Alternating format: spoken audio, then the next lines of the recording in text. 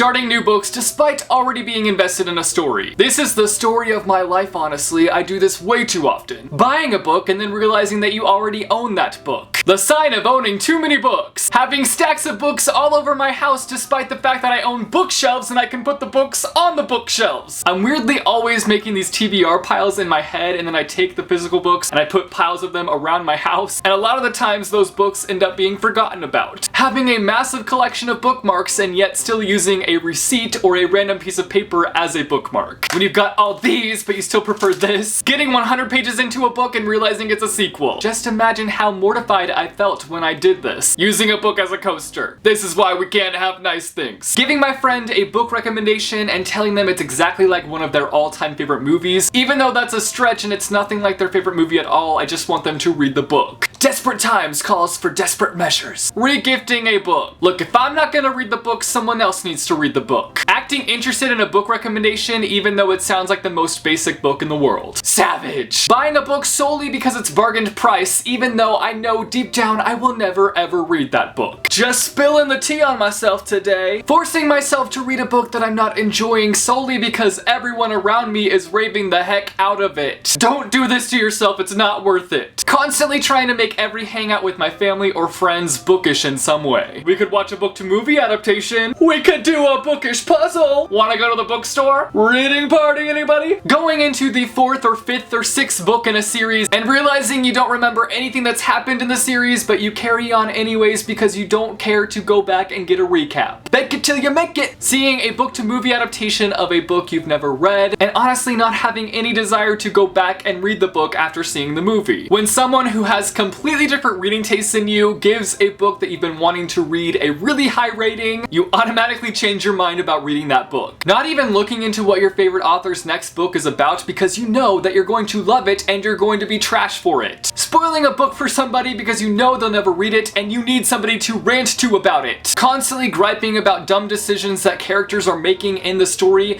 but then realizing deep down that you yourself would probably make the same dumb decisions. Filing a complaint about a book arriving damaged, and then when they ask you to ship it back and they'll replace it, you're just like, never mind. Lastly, spoiling myself for a book because I'm bored out of my mind and I need to see if it's worth it continuing on with the book or not. I've only done it once, but I'd definitely do it again.